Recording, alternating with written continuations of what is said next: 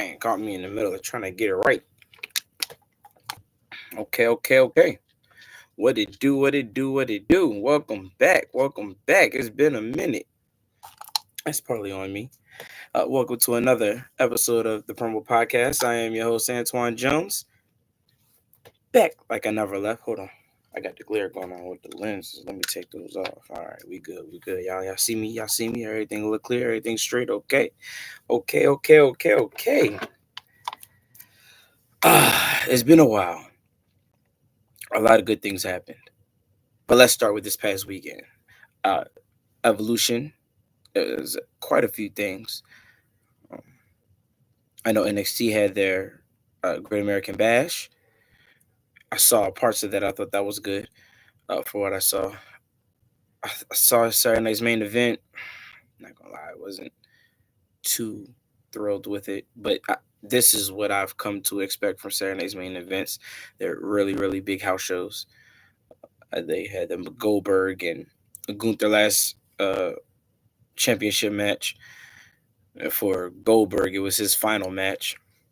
He kind of gave his speech at the end, which was all right. I thought he actually had a great performance, uh, exceeded expectations on from my end, obviously, because I didn't think they were going to really put on a great show. But they Gunther, I tell you, Gunther could put a performance on with anybody. He does his thing. And then we got to Evolution, and that was impressive. That was probably the best PLE WWE has put on this year. And I'm hesitant to say that because I'm thinking it may be top two. If it's top three, it ain't three. So it more than likely it's two or one. It depends on how you feel. Obviously, that second night of WrestleMania was really great, but I just thought Evolution was outstanding. I thought every single match was top tier. I thought the women put on a great performance. I thought all the matches were stellar. The way they opened with the triple threat match was outstanding. I thought that was I expect that from Bailey, and even if you're a fan of Becky Lynch or not, I expect that of her. And the way Lara has come along these past couple of months, she was already impressive, but I think that she's done just another. She's gone to another level, especially within this feud. So I thought that match was incredible. I thought I thought Jade and Naomi put on a good show for the No Holds Bar match. Uh, it was what I expected from them too. Um, they have great chemistry, and then obviously the No Holds Bar, the spots. They have some spots that really caught me by surprise. They have some good spots. Uh, and then finally that last match, the Io versus Rhea, you can easily say it was the best match of the year. I would put it. I would put any match against that one, and that brought me to this conclusion that I don't know if I've been fighting this belief or maybe if I've been quietly saying it, but now I'm saying it loud to the heavens. I think Io Sky is probably the best wrestler right now. I I, I can make the argument she is the best wrestler right now. Io Sky does not put on bad matches. And it's funny because I remember when she had her first title run when she was on SmackDown. I thought that it was lackluster, or maybe I just didn't know much about Io Sky at the time. So when they gave her the belt and she kind of had that run with Damage Control, I thought it was fun, but I was like one of those guys who was like, okay, eventually she's got to lose the belt, right? And then the Bailey thing happened, and she lose that at WrestleMania. But I felt like after WrestleMania, Io Sky started to put on matches, and I would see more of her. And then I remember, I think it was Survival Series or War Games, and she just had an incredible performance that night. I was like, I left that night thinking she was MVP, and she just keeps putting on banger after banger after banger. Then eventually she gets into that title match with Rhea and Bianca. Prior to that, she wins the belt against Rhea, and at that point, I was just like, "Yo, Io Sky is impressive," and I haven't, I didn't give it much thought at the time. I just kept telling myself that every time I see her perform, she's just, I don't know if she's necessarily getting better. I just think she was always good and I wasn't seeing it. That's what I'm starting to believe. I'm starting to believe she's just really been this good and I just didn't notice it. But her matches, they just a box office. She's able to do anything. You want some ground game, she's really quick, really fast. She picks her spots. She can get technical. Obviously, uh, get up in the sky. She likes to jump turnbuckles and ropes. She get up there and get playing with sky game, and she gets dangerous. She's very lethal. She's very counter heavy, and no matter who her opponent is, whether it's a woman who wrestles big or someone who is smaller who actually is like really agile and move quick, Io is capable of catering her style to put on a great performance with anyone, and I'm sold. It's not a debate for me anymore. With that being said, and as great as that match was, the story was Naomi cashing in. I didn't see it. I was one of those people who thought like, oh yeah, she's gonna cash in SummerSlam. I thought like at Jay Cargill's expense, maybe ruin her chance of winning the title, and that was not the direction. That was not the direction, and I'm glad. I'm actually happy. As a fan, I like to get pulled to okie doke. I like for somebody to psych me out, like, oh, you thought we was going here, but we doing this instead, and that's what they did. They really got me by surprise. I'm happy because Naomi has done some incredible work since she's made this heel turn. The caution, no one's safe, the promos that she cut. I like the little online things that she posts up. Like I know this weekend she was at the WWE shop, just like pulling people's merch out, saying that she's gonna get her shirts in there. Like she's been like on another one. So I'm happy that she's got the belt. It's going to be a fun ride. I don't know how long they're going to have her rock with it, but the fact that they have, well, let's get it to Raw. Let's get it to Raw. I'm going too far ahead. Raw tonight. Evolution was awesome, incredible. Raw tonight is obviously opened up with Naomi coming out. Um, Chance for "You Deserve It" echoing through the arena, and she just came out there and was talking, man, talking her shit on her heel tip, uh, basically talking to those like myself who thought she was gonna wait till SummerSlam. Ha, got you. That's not it. And I like that. I like when wrestlers let the fans know, or let the critics, or the dirt sheets, let them know like, hey, y'all was wrong. That's not what was happening. This is what happened, and they got us. So Naomi was very fun, very, very entertaining. Rhea comes out, kind of is giving her, hey, you on my list now. And Io comes out. Io comes out and she basically tells Rhea, get to the back of the line. Congratulations, Naomi, but I need the belt back. And Naomi basically tell them both, like, hey, both of y'all get back to the line. She had a funny moment, basically saying she didn't know what Io was saying. And then GM comes out there and issues the match: Naomi, Rio, Io, SummerSlam triple threat match. I'm excited. I think that's going to be really good. Again, as I said before, I think Io can go in the ring and put on a selling match with anyone, and I honestly believe Rhea can do that as well. I find Io matches more entertaining, but I believe both of them can do that. And I think that's also why they have great chemistry with each other, because when they both get in the ring together, they just know what to do. They click. It's beautiful.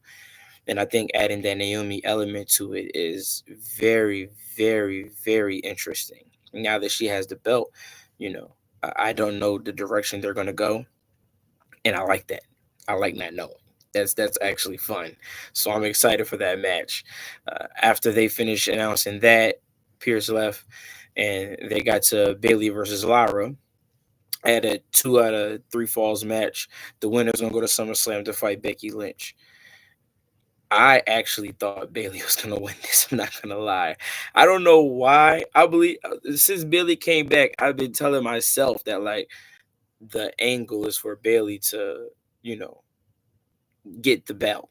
That's what I always thought. I thought the angle was for Bailey to eventually kind of get hers back against Becky Lynch. That was always the plan in my head, and obviously that's why I'm here talking to y'all. And I'm not at WWE writing the storylines. I don't know, but I thought they put on another stellar match. So the women have been cooking. They've been cooking. And it isn't like they just started doing this tonight or evolution. They've been doing it. But sometimes you need the bigger stage. You need more eyes on you. Sometimes you just need people to shout it to the heavens until the masses hear it. And that's what's been happening. And I thought what they've done with this storyline, specifically with Bailey, Lara, and Becky, is they've really brought Lara to the forefront. They really have. Even when she won the Intercontinental Championship, she still felt like she was in this place of obscurity. Like no one really knew her very well. No, they didn't know what to do with her. They had like these little small rivalries, and it wasn't really pushing the bar for the Intercontinental title, right? So they get the Becky Lynch angle, and I thought that that really spiced it up. But not only that, now you get to see Lara in these matches, these 2 out of 3 fall type matches, these triple threats events, and you get to see how talented she really is. And Lara's incredible.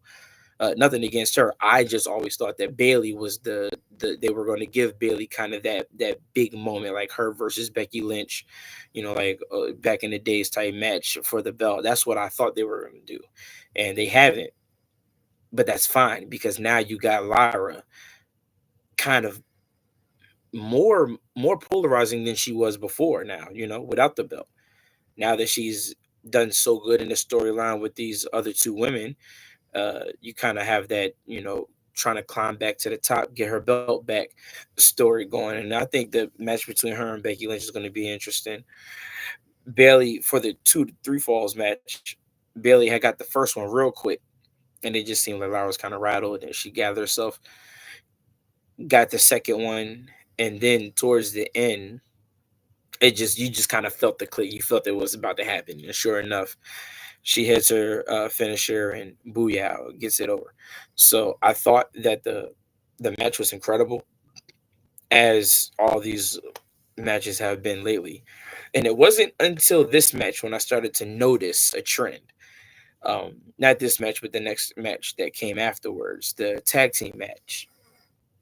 It was the Kabuki Warriors and Judgment Day, Raquel and um, uh, not Pop Rocks, Roxanne, Roxanne. So I don't remember if it was a title. I think it was a titles match. It could have been. I don't remember. I just remember it was a fun match. It was entertaining, and you see they're trying to build that Raquel and Roxanne, like they're trying to gel more. Get put them in these matches and positions where they kind of have to really lean on each other. Or in Raquel's sake, she has to lean on Roxanne a little more. Roxanne kind of show that she can be trustworthy with the titles.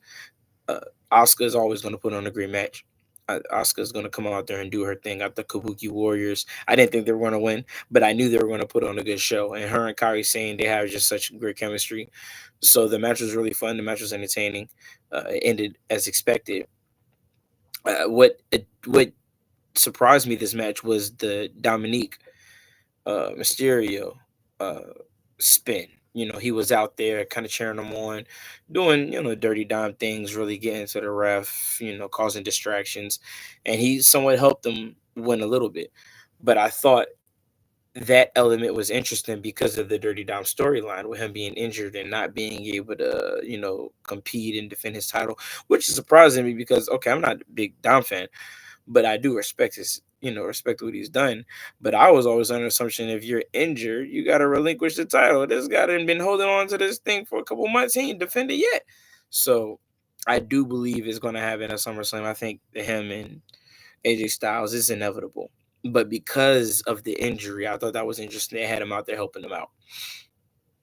What I noticed though tonight was that all women were performing, and I didn't notice that until after the tag match. I was like, that's interesting. You start looking at the card and you're like, wait a minute. They have the men's gauntlet match lined up at the end. But prior to that, it never even connected with me. It was just like a regular Monday night. And I thought to myself, like, that's really good. Like it was a very good Raw. I thought it was very incredible. They really pushed some storylines, and it never felt, I don't want to say like lackluster. It didn't feel like it dragged. Maybe I started watching it late and I didn't see any commercials really. So like when you're watching Raw live on like 30 minutes behind, it just plays through it. It don't even show the commercials. So maybe that could have played a part in it. But I also thought that the talent, I think they're showing you a little more, little by little, that the women can carry a show. They did it with Evolution. They do it, I think, consistently on NXT. When they really give them push. Shawn Michaels, I think, does a really great job at that. But now, like tonight, I think the entire card, other than the main event, was all women. And after the tag team match, I realized, I was like, "Huh, that's interesting." So next up, you have Chelsea Green and Nikki Bella coming to the ring. But prior to that, you had an interview, and excuse me, uh, they were interviewing Stephanie Vaquer. I love Stephanie Vaquer. I love Stephanie. Uh, her, Bianca, and Io are probably my three favorite wrestlers right now. Yeah, Stephanie Vaquer is awesome. But they were interviewing her, basically talking about her battle royal victory at Evolution, and preparing herself to you know see some goals soon because she has a title match lined up down the line. And Chelsea and the Secret Hervis came out there and erupted. I thought that was pretty cool. Chelsea Green and them doing their shenanigans, Piper Niven and whatnot. Chelsea go out there and she has a match with Nikki Bella. And they put on a good match, and I thought to see Nikki Bella in singles action, when she came and helped promote Evolution, and then obviously was in the Battle Royal. I honestly didn't think she was gonna come for more. I thought that was kind of it. I thought she was coming to help promote Evolution and push that forward. I didn't know she was back. So to have a match with Chelsea Green the night after the Battle Royal, I was like, oh, that's interesting. That's pretty dope. So I was happy to see that. I thought she, performed really well. That she put on, and she, I believe she got the victory. I don't even remember now. The match was fun, but I know that Chelsea Green and her crew had some shenanigans. Stephanie Vaquer came out there and helped out, and I think that might lead to something a bigger down the line. Again, like I said, I think they were really doing a great job of promoting storylines for this for the upcoming pay-per-view for SummerSlam. Especially for Raw, they're really trying to dig into some of those uh, um, storylines to really set a tone down the line. So I think that's what they were doing for that, having Stephanie and Nikki kind of partner up, possibly.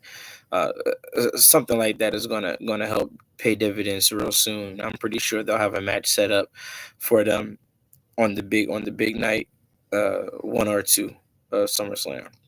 Then we had the segment of Judgment Day kind of leaving. You see him exiting the building. Pierce catches up with them and basically, tells Dom like, "Hey, I seen you were out there, getting active. You're supposed to be out on injury. You're not supposed to be doing anything. It's interesting because if you're healthy, then we can make this match happen." Dom kind of throwing the paper back in his face like, "No, I can't. I'm still hurt." And Pierce kind of basically told him like, "Yo, I'm gonna find out next week if the doctors still say you hurt, then you're good. But if I find that you're not hurt, then you and AJ Styles, y'all going at it at SummerSlam is happening." So as he leaves, you kind of see AJ Styles in the back, like on his knees, praying to God. And I find this interesting. I like it a lot because I always wanted them to do more. When AJ Styles came back, I was like, yo, they got to do something more. I was hoping they was gonna get him in like some title matches or put him in like some big events. And now they kind of have this storyline with him and Dom. It's been hilarious. I've enjoyed every second of it. And even though they're not actually competing in a match, the fact that AJ Styles is becoming more entertaining by the week with this Judgment Day Dom segment. Has been just stellar. I've enjoyed that a lot. So I believe finally we get to Gunther coming out, and Gunther had a few words. I feel like I'm missing a women's match. I can't remember. It was another one. I feel like I'm glossing over. That sucks. But Gunther actually came out there and did his talk about, retiring Goldberg. And he didn't say but so much because not too long after that, Paul Heyman and the nameless faction of Braun Breaker and Bronson Reed came out there. No, actually, Bronson Reed didn't come out there. It was just Braun Breaker and Paul Heyman. And Paul Heyman was doing a lot of bigging up, obviously, for Braun Breaker, telling Gunther that he's going to be the next champion and he's the basically like the next big thing. He's just saying a lot of that. The big dog. You hear a lot of like Roman references and his sentiments towards Braun Breaker. So uh, Gunther leaves the ring and Penta shows up because they're getting ready for the gauntlet match. Round one is Braun Breaker versus Penta. As expected, Braun Breaker wins. I didn't think Penta was going to win anyways, but I I still like that they're keeping him active, keeping him incorporated in these matches, giving him some camera time because Penta's box office people still love him. He's entertaining. So the match started with Braun, and you could see now the Braun Breaker push is starting to happen with Seth Rollins' injury. I think this is the only way to kind of keep the momentum going of what they've built is now you kind of got to put Braun Breaker up there in these matches, kind of push him a little further than what they were going to do prior to. And this makes sense. This makes sense. So Braun beats Penta. LA Knight comes out. And LA Knight, they're playing this injury of LA Knight is still hurt from the match with Seth. And maybe he really is. I'm not sure. But I thought it was just, work. And they used that to their advantage. I know Braun did the knees. I forgot what they call it, but the knee drop on him, and I think that was all she wrote. Like their match wasn't that as long as I thought it was. I thought maybe it was gonna be longer. And Braun got LA Knight out of there, and then Jay came, and Jay be trolling the world, man. Jay come out there, he lit, the music playing. He knocks Braun out the ring. And then he suicide dives out the ring onto Braun Breaker, gets back in the ring, and tell the cameraman to run his music, and they play his music again. He go out there, eat with the feds. Like they've already rung the bell. Your match has already started. Jay don't care. So it looks like Jay has a chance to win, and that's when Bronson Reed comes out. Bronson Reed comes out, interrupts, basically causes Jay to match. Braun Breaker hits him with the spear. 1, 2, 3. It's over. So this CM Punk comes out, and I had a feeling CM Punk was going. I feel like, you know, they foreshadow a lot of possible matches, and they did that with CM Punk and Gunther a couple weeks back. So you're kind of like, okay, this may happen, but because they've hit the fake out a couple times, I wasn't sure, and because Brian has already gone through three of these guys, I'm like, what's number four? But CM Punk uh, kind of looks like he has the advantage at the end. Here comes Bronson Reed again. Bronson Reed comes, gets active. It looks like he's about to cost CM Punk the match. And Jey Uso music hits again. He comes back from the back after losing and gets Bronson Reed out the way. That gives CM Punk a chance to hit the GTS bow and get the win. So CM Punk wins. He's kind of doing the stand on top of the turnbuckle, pointing at Gunther, saying the belt is mine. They have their little thing. And then Bronson Reed and Braun Breaker get active again. They start beating down CM Punk.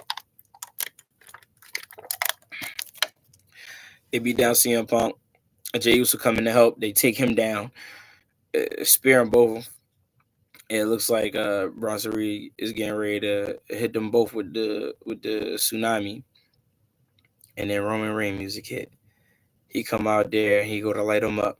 And he had a little pep in his step. I guess what happens when you off for like, 3, 4 months, right? He got a little pep in his step. He went out there and yoked Braun Breaker to the ground real quick. It was good to see him back. Um, I, I guess the plan is now for like Roman. or maybe Jay to have a tag match against the nameless faction at SummerSlam. Now that Seth is gone, it's unfortunate Seth is gone, man, because I know he was cooking. I know they had big plans for him. They still got the briefcase around, so I'm assuming he's gonna, he'll be back in time to cash it in. But with him gone now, it looks like they got to pivot. They have to pivot a little bit. So I'm assuming that's what they're going to do. They're going to pivot and make things happen. But it was good to see Roman back. It was good to see all the women matches that were on display tonight. And I'm very excited for SummerSlam because it looks like they have some kind of build, and they already announced like 4 matches tonight for it. I mean, obviously you got Jade Cargill and Tiffany Stratton go for the women's titles. You now have the triple threat match with Naomi, Rhea, and Io. You also have Cody and John Cena, and what I originally thought was going to happen probably won't happen now. So I don't know what they're going to do with that match. And now we have Gunther and CM Punk. So it looks like the matches are lining up. They're putting some things together. Now we can do some storyline building. It's going to be really fun.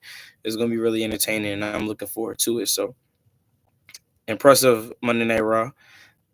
I can't wait to see what they do Friday for SmackDown. And I can't wait for y'all to tune in for the next show. All right. So until then, this has been a promo podcast. Your boy Twan. I will talk to you all later. Good night and be easy.